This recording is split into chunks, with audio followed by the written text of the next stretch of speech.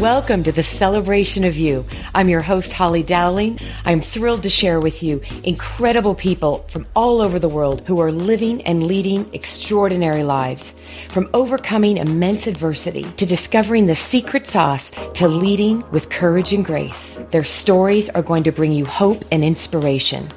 Now let the stories begin. Oh, what a great, glorious day. Now, this is going to be a fun podcast for me to share with the world. Because up until now, if anyone's noticed, it's been all these amazing people from around the world that I've had the luxury of meeting. Today, I get to celebrate and share with you someone that I've had the opportunity and privilege to get to know, but even more so, she is my sister-in-law, and I would love to introduce you to Eve Dastmalchian, the brave one that took our maiden name. Welcome. Yes, it was brave, but I like to say that my maiden name had nuts in it, and that no one should have nuts in their last name. So I was almost happy to get rid of my maiden name. So Dastmalchian it's livable. It's livable, but can I tell you, Eve, that you realize this. My sister and I always said we couldn't wait to get married to have the shortened name. We were like, as long as it's 7 letters or less, that's all we used to say. Right. My poor son has to learn the whole alphabet before he can spell it. I know, but God love him. And Arlo is the most amazing, beautiful little boy. And I get to actually say this right now to the world. And he is our godson. So I just have to throw that out there. Just got to give kudos, right? Yes, you got the special privilege of being in charge of our very spirited little child in all of the spirited ways that only you could do. He is spirited and he's beautiful. And that is just one tiny little nugget of the brilliance that you've brought, my dear, to our family, to my brother. You've been the angel that came into his life. And what I've loved about getting to know you and why my family's all going to be like, right? You're going to hear this, Eve. Why didn't Holly interview us? And I'm like, because I wanted Eve. You're in big trouble. Oh yeah, that's okay. We'll get together at Christmas. We'll be fine. Family get-togethers.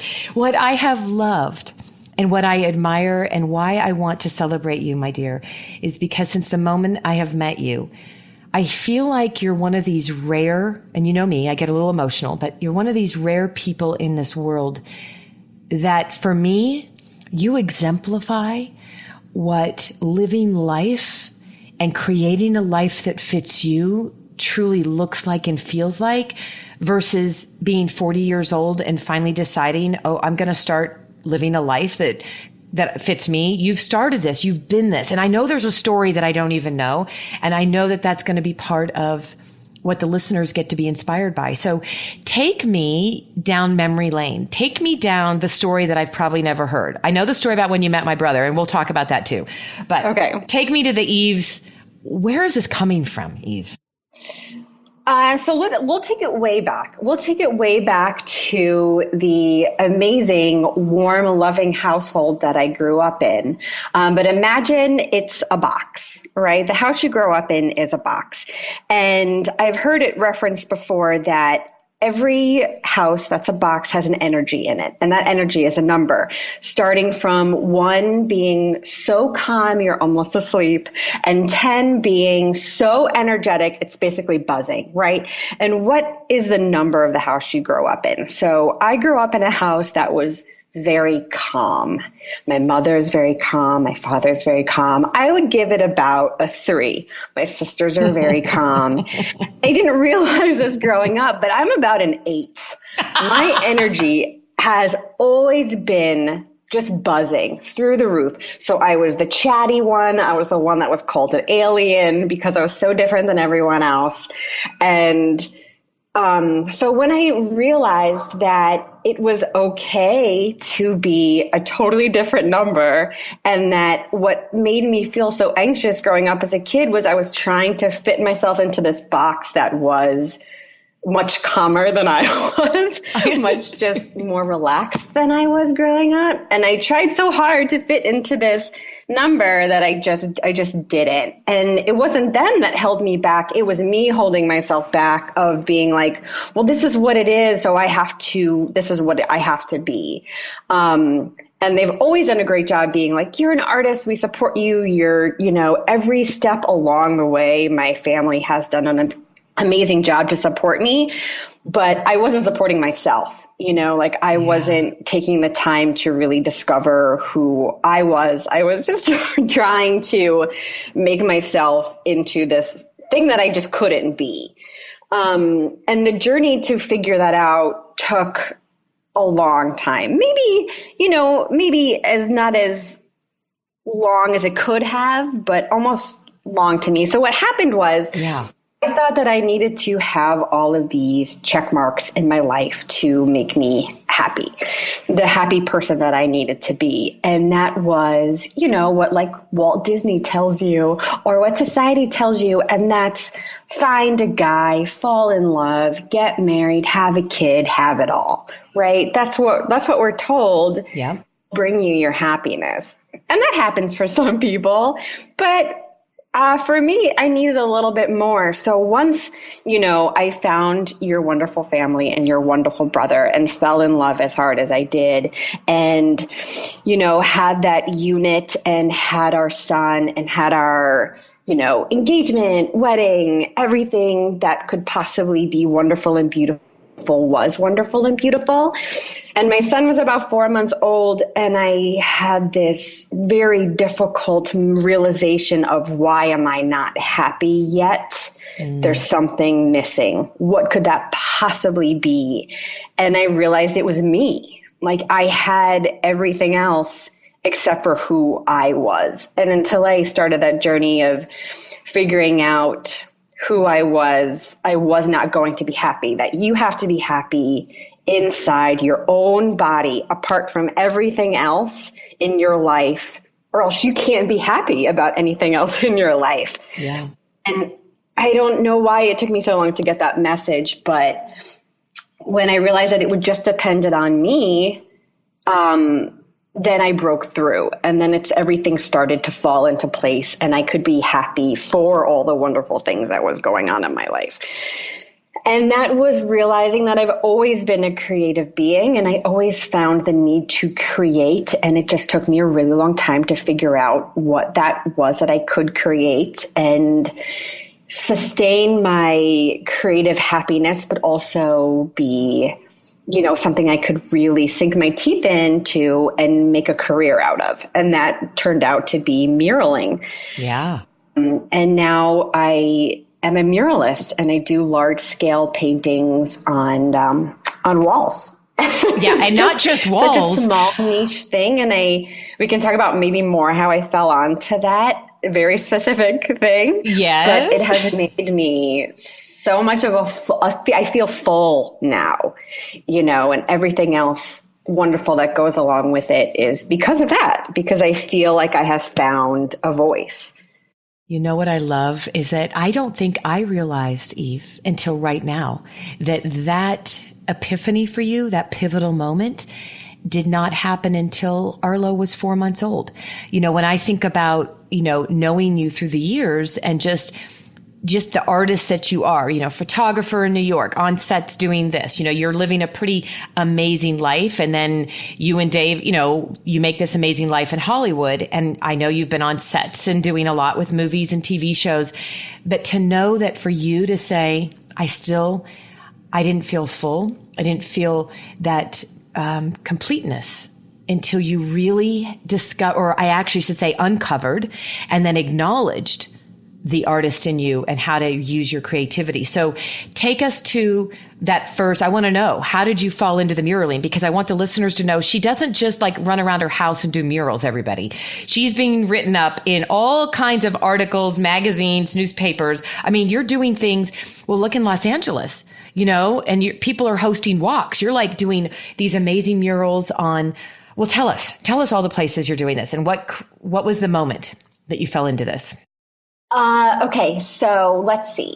Yeah, I've always done creative things, but I never felt like it was my calling, and I was waiting for that little thing to be my calling. And because my son was born, I realized I didn't have a lot of time to figure it out. He lit a fire under my butt to be like, okay, it's time to grow up. It's time to figure out what your calling is. And I was kind of puttering around. Oh, maybe I'll be production designer. Maybe I'll work on sets and movies with my husband, who's an actor. Maybe I will, I did jewelry design. I did photography. I did so many things. But then when my son was born, it was, okay, if you're going to take away time from your child, it better be good. Yes. When Arlo was around 4 months, we just had a friend who was a producer of our first movie, Animals. Her name is Mary Pat Bentel, and she saw something in me that I did not. Because she came to our apartment, and I have two murals in our apartment. I have one in our hallway, and I have one on the floor or the patio floor of our backyard. And I just did this because I needed to, because it needed something, without a second thought. I was just like, oh, I'll just put a painting here. It needs it. When she came over, she thought that she really wanted something like that in her home. And I thought, okay, sure. Yeah, that would be fun. I would love to do something like that. Let's do that.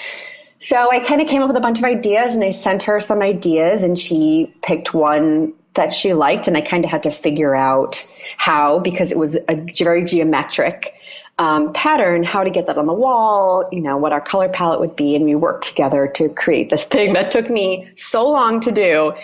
It took me about a week to figure out how to get this pattern on the wall and how to paint it. But we did it, and it's almost still my favorite one that I have done. It came out so spectacular. And the power of social media, I just put it on my Instagram account saying like, yay, this is something me and Mary Pat did. I enjoyed it so much. If anyone else wants something like this, please let me know. And then my friend Casey Revkin said, yeah, I'm giving birth to a son. I want something for his room. So then she was my second job that I did. And it was once again something like very geometric, a little bit different in color palette and in shape, but the same kind of style. And that was so enjoyable. And I put that on my Instagram account. And then all of a sudden I started getting this reaction and this response of, this is something really exciting that you're doing. We all want to be, we all part of it right now. Geometric stuff is very on trend. So it just kind of sparked off in this way where then the same friend, Casey Revkin, asked me if I wanted to do this community project in Silver Lake called the Silver Lake Stair Project. And basically there are these, I think it's 52 historical stairs in Silver Lake, which is in Los Angeles, California. And they were trying to beautify them by having the residents adopt a staircase and then to do with them kind of what they would, kind of take care of them, watch out for them, landscape, lighting, just basic maintenance, or paint them. So she thought of me, and she kind of asked me if there's something I'd be interested in. My style and color palette is very reflective of what the Silver Lake community was trying to put forth. So I kind of fit into their style as well. And she sent me 3 pictures of 3 different staircases. And she said, which one would I like to paint? And I said, can I paint all of them? And she said, yes, you absolutely can. And with donations of paint from the community and what I had left over in my stockpile and just volunteering my time, we had some volunteers that helped paint as well. We painted 2 retaining walls of the staircases and then 3 flights of actual stairs. And these stairs got so much attention that all of a sudden people started writing articles about them, and the word kind of just spread virally because they were in the public eye. That it even got me even more visibility and even more work. And now there is this community of stair climbers in Los Angeles that climb these stairs and enjoy the views and have this community around these historical stairs. and they wanted to make an art walk of my stairs and a couple of other artists who did other stairs. And they had 1,000 people sign up for this stair walk, which was very unexpected. But what a blessing that was. And it really showed how much the community was interested in this project. So we have been breaking it up into like every other Sunday. We'll do like 100 people at a time where we walk the stairs and we talk about why I painted what I did and how we did it. And it's been wonderful. Oh, Eve, I don't think I even knew that there was 1,000 people. I mean, I remember seeing the articles and being sent the links, right? But look at in a mere short amount of time. I mean, Arlo's just now barely 2.5. So let's just give everybody a perspective right now. It's not like Arlo's 15 and you've taken this passion, right, since 4 months old. This has happened so quickly. But don't you think that it has a lot to do with when you really tap in? I think you come from a place of high self-awareness. And I have to say, I love the box number for the family. I'd love to know what my brother and I would allocate as a number to our family's box if we were asked, right, Eve? What was that Dastmalchian home box number? But when you go back to that analogy and then finding yourself in a place of, I've got to figure out who I am. I mean, it's been just 2 years. Look at what you've done. Yes. I think it happened slowly because, by the time that happened, I was 26. But then when I found what it was that I was supposed to be doing, it moved so quickly that within a year of me setting up my business, which is the Painted Line, within a year, I was like full time working on this thing. And I was getting large commissions and working with office buildings and all different kinds of offices. And, it's just been, so very quickly it happened where it was a viable business. So I am so grateful for that. And Los Angeles is such a great community for that. And I've done some work in New York now, and I'm in Kansas City as we speak. And I'm almost sure I'm going to be doing something here downtown Kansas City. There's a beautiful art scene here. So it's kind of spreading around. And I'm just really grateful. I just love this. And as much as you guys are on the road because you're a family that's living the film life and shooting films and TVs and everything you do, your gift, your passion, because it comes from, and this is what I want listeners to know, when you tap into what it is that's truly the nudge on your soul and you really give yourself permission to listen to it, right? And let's face it, Eve, we're very blessed that we are in relationships with people that honor our gifts. And I know that that's not always the case for everyone out there. But I do want people to know, we know, I've been down many roads. I mean, I think what we need to know is that you're so blessed if you can be in a situation where everybody's honoring of each other's gifts. But you said it earlier so beautifully. Everyone else wins when you truly find your passion and your giving of it, because the world wins, but so does your family. Because you're fulfilled, right? Like you're excited, like you become a better mother, a better wife, a better everything, because you're a better version of Eve. Exactly. Yeah, I'm just a happier person. I have more to give, because my capabilities for happiness are that much greater. Yeah. So yeah, absolutely. And Dave is such a great supporter. He's like a proud mom with his showing off my work to everyone. I know he is. I mean, he's always sending us, right? Here's another link to another article, magazine, newspaper that Eve's in. And what I love is you're both like that. And maybe that's another lesson learned from this for listeners is if you're fortunate enough to be in a relationship, whether it's significant other, whatever that is, what are you doing to edify your significant other? It's so easy to get caught up in the weeds, but I think that sometimes we need to remember they bring gifts to this world and we should be the number one cheerleaders. You two live such an example of that. I mean, that's what I love about being around you, and you both are so edifying of each other. And actually why we're on this, tell us a little bit about what you're doing in Kansas City, because you're in my hometown and this is an exciting project you guys are doing. Yes. So we made our first movie, which was Animals, which we shot in Chicago. And off the heels of that, because Dave wrote Animals and he starred in Animals, and he also did a lot more work on that because it was so low budget. But because we made that and because we had such success getting it distributed and all of that, he wrote this new film called All Creatures Here Below, and the same director who directed Animals, Colin Shifley, is directing this one. Where it takes place here in Kansas City. And yeah, so we're making our second film. Yeah. And it's so much greater and better than the first one because we have the support of Kansas City around us, and it's been such an amazing place to shoot, and the community's like just rallied around us. And we're just having a blast. We've been here for 2 weeks. We're here for another 2 weeks. And then we shoot a little bit in LA. But yeah, so Dave is starring in this film as well. And I am working on it as the on-set photographer. I am unpacking my photography degree that I haven't touched in a couple of years and taking the pictures on set, which has also been a wonderful, fulfilling experience for me. I love that. Oh, I love that. And, when I think about just picturing you guys, like I'm envious that I can't be back there with you guys. And I just know the city you've brought. What you two have done is by doing this film there, you're bringing hope and excitement to Kansas City, right? And having David grown up there, right? It's just been so exciting to see all the news and all the media. But, Eve, the story that I want, just by you being able to acknowledge, I want to go back for one moment to when you were honest and you pulled back the layers of the onion and said, my child's 4 months old and I'm not even sure who I am right now.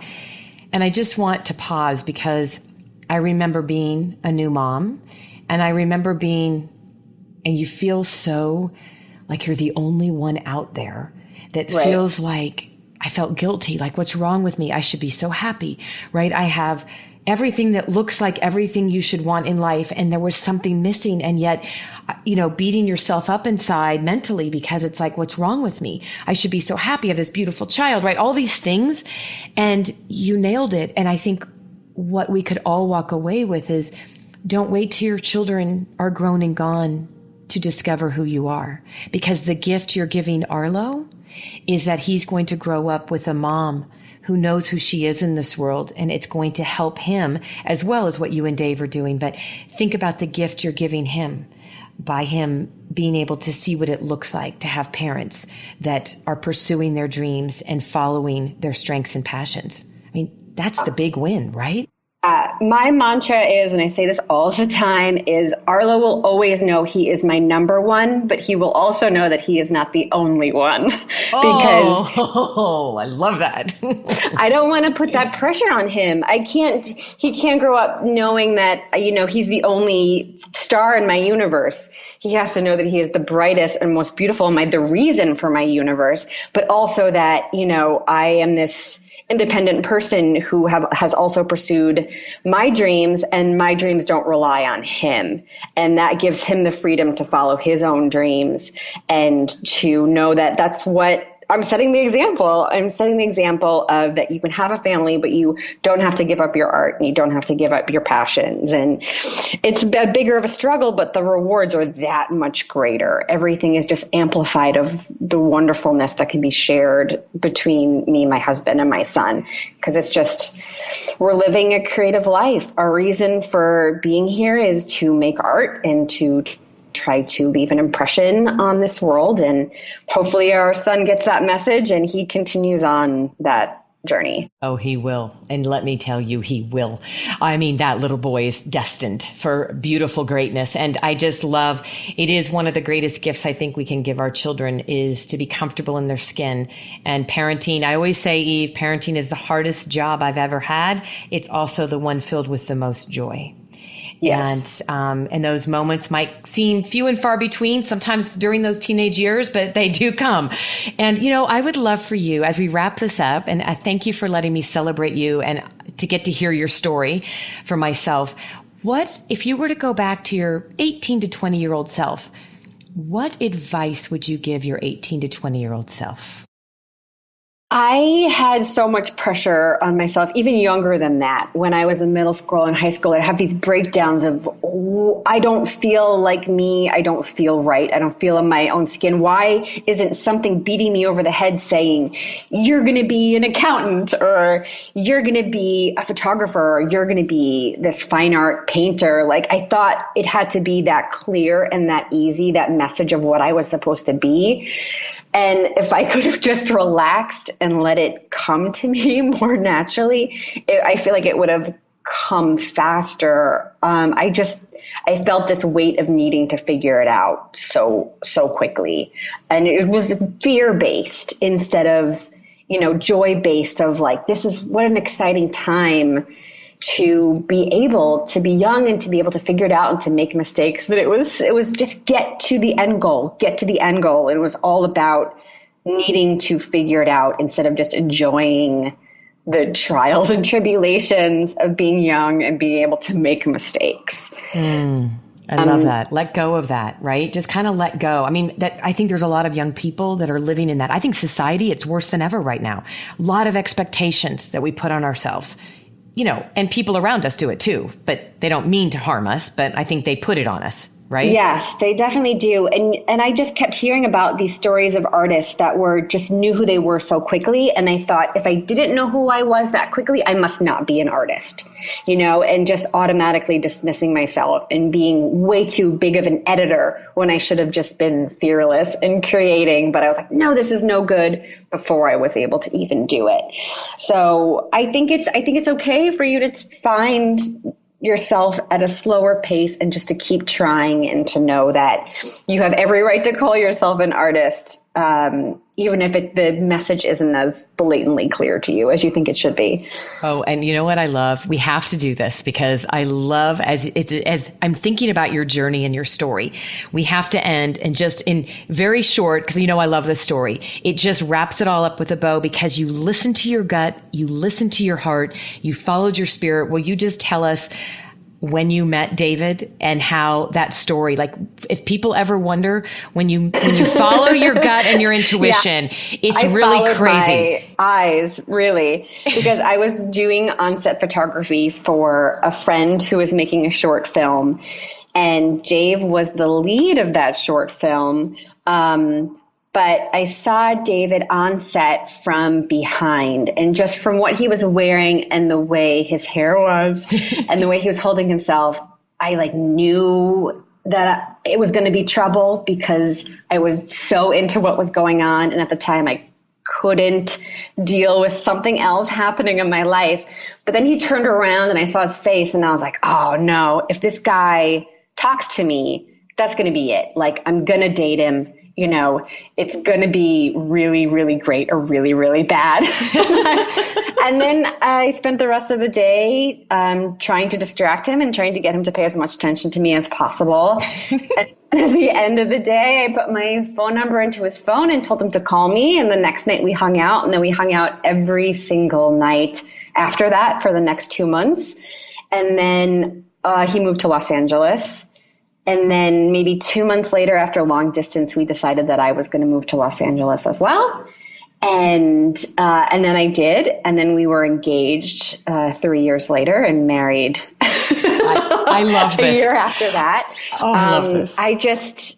I knew from his energy that he and I were operating on the same level, that we had the same values and the same hopes and the same dreams and the same fears, and that we could use each other to support each other and to push each other into what we wanted to accomplish in life. And that's what we have done. It is exactly what you've done. And I just love the visual every time you tell it of you standing there. And there's a part to the story, though, I want everybody to know. You told me when they called you and asked you to come be on set for that short film and then do an interview and do the photography, you were like, I really don't want to do this, right? But you said you got up that morning and you're like, something inside you said you had to go because you were going to try to get out of it. Remember that, Eve? You told me that. Yes, because of course I was at that point still afraid of fulfilling my dreams. And my sister Emily, God love her, was like, you're doing this thing. This is what you're meant to be doing. Get up. Like, go do this. And then she made me do it. And then when I got home that night, because I was bartending at the time too. So I shot all day and then I was bartended at night, and I got home that night and I woke her up from sleeping and I said, look at the picture of this guy that I met today. And she looked at me and said, Eve, no, not again. I said, it's not like any other time. And she's like, whatever. I was like, I promise. Not again. I love it. Well, you know what I'd love? I want you to tell everybody, people need to see your work, thepaintedline.com. Tell us, how can they get in touch with you, Eve? If people want to know more, if they want to hire you, tell us how to get in touch with you, my love. Yes. So it's actually my name, which is evelynleigh.com. So it's, I spell Lee, Leigh. So it's EVELYNLEIGH, .com. And then that's also me at Gmail. So evelynleigh at Gmail. But yeah, through my website, you can get in touch with me. You can follow me on Instagram, which is at The Painted Line. But all that information is on my website. So evelynleigh.com is everything you need.